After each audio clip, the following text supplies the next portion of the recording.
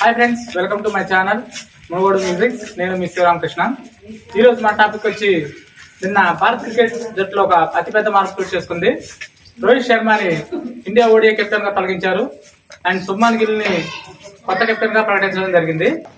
BCCI selection committee ప్రకారం 2027 world cup కి ఒక యువ కెప్టెన్ కి తగినంత సమయం ఇవ్వాలని రోహిత్ శర్మ తీసేసి శుభ్మన్ గిల్ కు ఈ బాధ్యతలు అప్పగించడం జరిగింది.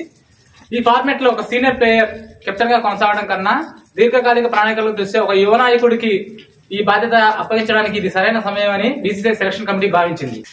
రోహిత్ శర్మని కెప్టెన్ గా తొలగించడానికి గల ప్రధాన కారణాలు ఇప్పుడు తెలుసుకుందాం. ఒకటి, వయసు. రోహిత్ శర్మ ప్రస్తుత వయసు 38 సంవత్సరాలు.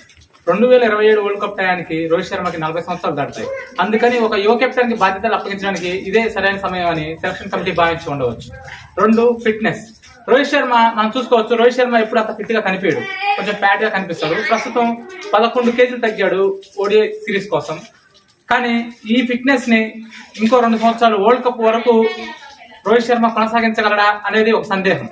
మరో ప్రధాన కారణం, 3 ఫార్మాట్లకి 3 కెప్టెన్లు ఉండడం కన్నా 3 ఫార్మాట్లకి ఒకే కెప్టెన్ ఉంటే మంచిదని ఈ సెలక్షన్ కమిటీ భావిస్తుంది. అంటే భవిష్యత్తులో మనం శుభ్మన్ గిల్ ని T20 కెప్టెన్ గా కూడా చూడొచ్చు. ఇంకో ప్రధాన కారణం గౌతమ్ గంభీర్. గౌతమ్ గంభీర్ భారత జట్టు హెడ్ కోచ్ గా వచ్చినప్పటి నుంచి జట్టులో అనేక మార్పులు చోటు చేసుకున్నాయి.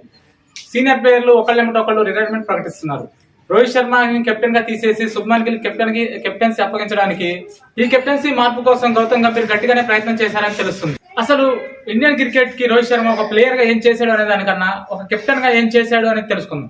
రోహిత్ శర్మ 2021 డిసెంబర్ లో Indian team ODI full time captain గా నియమించబడిన కాడి నుంచి అతని రికార్డులు, కెప్టెన్సీ గణాంకాలు ఒకసారి పరిశీలిస్తే ఇండియన్ కెప్టెన్ గా రోహిత్ శర్మ విన్ పర్సెంటేజ్ చూసుకుంటే 72.5% ఉంది.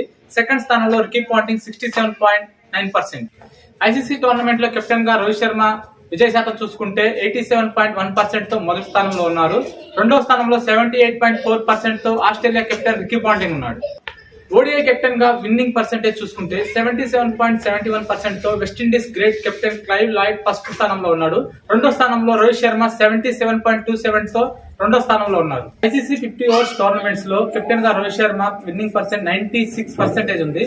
ఇది మరి ఏ ఇతర కెప్టెన్ కి లేదు. రోహిత్ శర్మ భారత జట్టుకు 56 మ్యాచ్ల్లో కెప్టెన్సీ ప్రాతినిధ్యం వహిస్తే 42 మ్యాచ్ల్లో గెలిచాడు.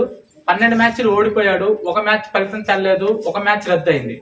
రోహిత్ శర్మ ఒక గొప్ప కెప్టెన్ గా మారడానికి, ఐసీసీ టోర్నమెంట్స్ గెలవడానికి ప్రధాన కారణం ఒకే ఒక్క మ్యాచ్. ఆ మ్యాచే రోహిత్ శర్మని కెప్టెన్ గా మైండ్ సెట్ మార్చింది. భారత జట్టు ఆట తీరును మార్చింది. అది 2022 T20 వరల్డ్ కప్ లో సెమీఫైనల్లో ఇంగ్లాండ్ చేతిలో దారుణమైన పరాజయంతో రోహిత్ శర్మ మైండ్ సెట్ మారిపోయింది. పవర్ ప్లే లో అటాకింగ్ గేమ్ స్టార్ట్ చేశాడు. సొంత రికార్డుల కోసం కాకుండా